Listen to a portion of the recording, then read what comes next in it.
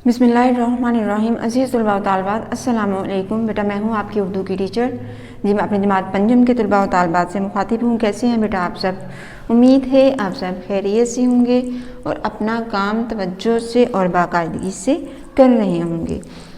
बेटा आज का जो हमारा काम है वो होगा कॉपी वर्क। आज का हमारा काम क्या है?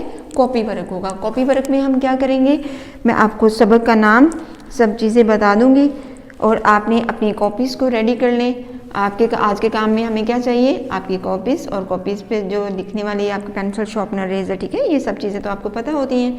आपने उनको अपना कॉपी का जो भी तदरीसी मवाद में जो आपके चाहिए होती हैं चीज़ें, पेंसिल शार्पनर रेजर, वैसे तो 5th क्लास में हो तो जब आपने मुश्किल अल्फाज की अगर मानी है तो वो भी आप सेपरेट नोट कर लें, क्योंकि आपको पता है हम फासले पे बैठ के आपको स्टडी के लिए कुछ आपके लिए इंतजाम कर रहे हैं। तो इसमें अगर कोई चीज़ें आप लोगों को समझ नहीं आती, पहले आप रफ पे काम कर लें।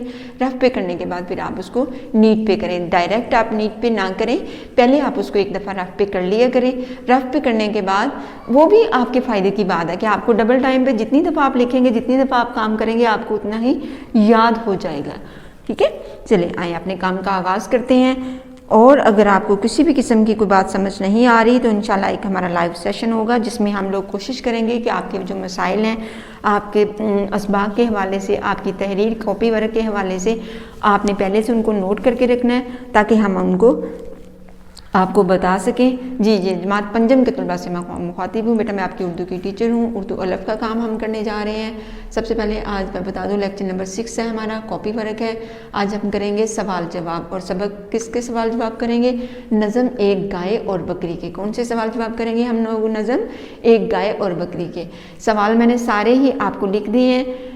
एक तो हम सवाल जवाब का काम करेंगे, दूसरा हम नज़म का मरकज़ी ख्याल भी करेंगे। नज़म का वो मरकज़ी ख्याल का पता है ना आपको, जो शायर पहले उसको सिलेक्ट करता है, चुनता है, उसका इंतखाब करता है, फिर उसके ऊपर नज़म लिखता है कि एक चीज़ वो जिस पे उसने कोई बात बतानी होती है, कुछ समझानी होती है, वो पहले एक नुक्ता लेता है, एक आगाज़ लेता है, एक मरकज़ी अब सोच अपने जहन में लेता है, फिर उस पर वो शायरी करता है, उसी के मतलब उसी मौजू पे वो रहता है, उससे बाहर नहीं किसी और मौजू पे जाता। नेक्स्ट है बेटा सवाल जवाब। सवाल नंबर 1 क्या है? चिरागा। चिरागा मैंने देखा 2 दफ़ा लिखा हुआ है। जो आपकी रीडिंग की जो नज़म लिखी हुई है उस पर चिरागा का ये वाला लफ्ज़ इस्तेमाल हुआ है। हम इसको ऐसे भी लिख सकते हैं, ठीक है। नज़म वाला भी मैंने लिख दिया, लेकिन आगे हम लोग ये वाला लफ्ज़ इस्तेमाल करेंगे, इसलिए मैंने दोनों ही लिख दिए हैं। चिरागा में कौन कौन से दरख्त थे? अगर आपने नज़म को गौर से पढ़ा है तो आपको पता होगा सिर्फ 2 दरख्त थे। चिरागा में पीपल और अनार के सायादार दरख्त थे। नंबर 2, बकरी चरते चरते कहाँ आ निकली? जवाब, नदी के किनारे एक चिरागा थी, बकरी चरते चरते वहाँ आ निकली। यानी नदी के किनारे पे जो चिरागा थी, चिरागा चरने जानवरों की चरने वाली जगह, ऐसी जगह जहाँ पे हरी भरी घास हो, जहाँ पे जानवर चर रहे हों।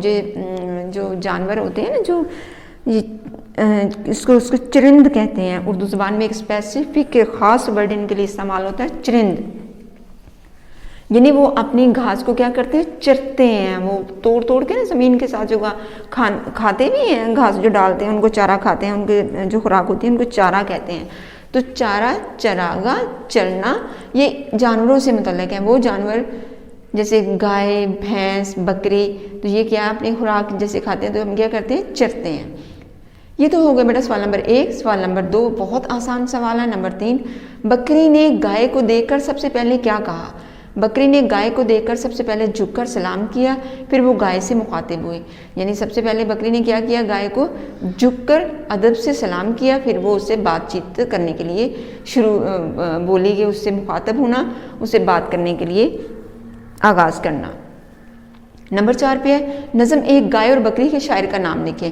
इस नज़म को हमारे कौमी शायर, यहाँ पे मैंने अल्लामा इकबाल के मुतालिक 2-3 चीज़ें एक्स्ट्रा जिक्र की हैं ताकि आपको पता हो कि अल्लामा इकबाल को क्या क्या उनको कहा जाता है। उनको कौमी शायर तो हैं ही, वो हमारे कौमी शायर हैं, ठीक है।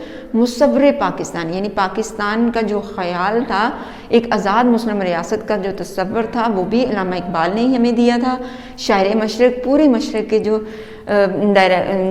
होती है ना डायरेक्शन, जो मशरक़, मगरब, शमाल, जनूब, तो जो इनको शायर मशरक़ भी, हमारा इलाका ज़्यादातर मशरक़ में, तो इसको क्या कहते हैं? हमारे शायर मशरक़ भी इनको कहा जाता है।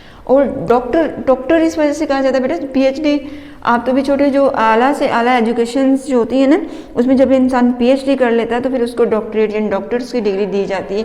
डॉक्टर्स उसके नाम के साथ खताब वो लगा दिया जाता है।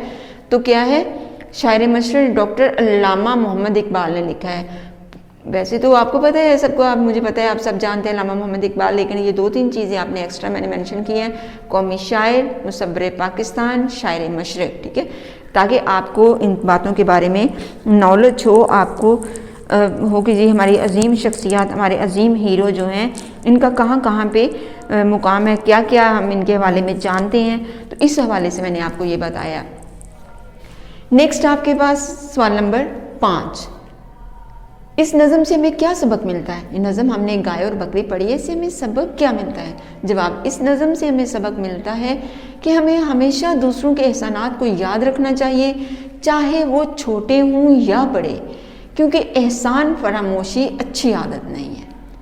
ठीक है, एहसान फरामोशी क्या होता है? एहसान फरामोशी होता है किसी ने आपके साथ नेकी की है, लेकिन आपने उस नेकी को भुला दिया, और उसके साथ जब उसको ज़रूरत पड़ी है किसी काम की या एहसान की या भले की, तो आपने उसको क्या किया, क्या बेटा कर देना, आपने उसका वो एहसान नहीं उस पर करना, उस पर भलाई का काम नहीं करना, तो आपने उसको क्या कर दिया, आपने उसको इनकार कर दिया। तो ये बात अच्छी नहीं होती। हमने एहसान को याद रखना, चाहे वो एहसान हमारा छोटा हो, चाहे वो एहसान हमारा बड़ा हो। इसके बाद आ जाते हैं नेक्स्ट, नज़म का मरकज़ी ख्याल लिखें। ठीक है, ये वाली बात भी आपने याद है कि हर सबक के कुछ ना कुछ मकासद होते हैं। मैंने आपको बताया है हर सबक में हम कुछ ना कुछ लर्न कर रहे होते हैं। तो ये मकसद भी हमारा यह है कि हमने क्या करना, हमने हर एक के एहसान को, जो भी हमारे साथ छोटी नेकी करता है, बड़ी नेकी करता है, हमें हर सूरत उसको याद रखना चाहिए, और जब वक्त पड़े तो उसके साथ भी हमें अच्छा सलूक करना चाहिए। नेक्स्ट है, नज़म का मरकज़ी ख्याल लिखें। ये भी एक बहुत ज़रूरी सवाल होता है हमारा कि हमने बच्चों को बताएं कि बच्चे जो शायर है उसका मरकज़ी ख्याल किस ख्याल पे वो लिख रहा है। नज़म का नाम है गाय और बकरी। ठीक है, अगर आप नाम ही लिखेंगे, यही स्टेटमेंट लिख के आप स्टार्ट कर देंगे, लेकिन पेपर में लिखना आपको ज़रूरी है कि हम चॉइस के साथ होता है, तो वहाँ पे आपने नज़म का नाम ज़रूर लिखना है। नज़म लिखें, हमें यहाँ से स्टार्ट करना है, फिर आपने थोड़ी सी लाइन छोड़ के स्टार्ट करना है। हमें अपने साथ होने वाले छोटे छोटे नामुनासिब सलूक पर तवज्जो देने की बजाय उसके पीछे जो बड़े एहसानात उनको याद रखना चाहिए, और दूसरा अक्ल और समझ की बात जिसमें हमारी भलाई हो, जहाँ से भी मिले उसे हासिल करें।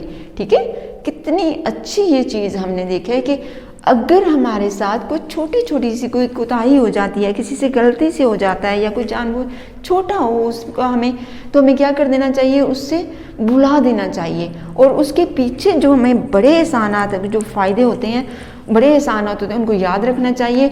और दूसरा बेटा, नसीहत और अक्ल और समझ की बात जिसमें हमेशा फ़ायदा ही होता है। नसीहत और अक्ल क्या होती है? जिसमें हमेशा इंसान का फ़ायदा ही होता है। तो वो जहाँ से भी, जिस किसी से भी मिले, वो क्या उसे हासिल कर लें। ठीक है, उम्मीद है आप आज का सबक आपको समझ आ गया होगा। मैं आप सबको बार बार बेटा आप सबको यही कहती हूँ कि अपना काम आप लोगों ने जमा नहीं करना, अपने काम को आपने करना है। ये हमारा काम जो है इंशाल्लाह जिस तरीके से मैं करवाती जा रही हूँ, आप अपने कॉपी पे उतारते जाएं इसको, और साथ साथ लर्न करते जाएं। साथ साथ अपने बड़े जो आपके घर में आपकी पढ़ाई में रहनुमाई कर रहे हैं, उनको आप लिख के ज़बानी दिखाएं, और अपने एग्ज़ाम्स की फुल तैयारी रखें, क्योंकि अभी आपको पता है कि आपको पूरा साल जमात पंचम में जो है जैन में हो जाएगा। तो इंशाल्लाह फाइनल एग्ज़ाम्स में हमें उम्मीद है कि आप बहुत अच्छा रिजल्ट, उसके लिए आपको क्या करना पड़ेगा, मेहनत करनी पड़ेगी। ठीक, तो चलिए इसके साथ ही मैं आपसे इजाज़त चाहती हूँ। अल्लाह हाफिज़।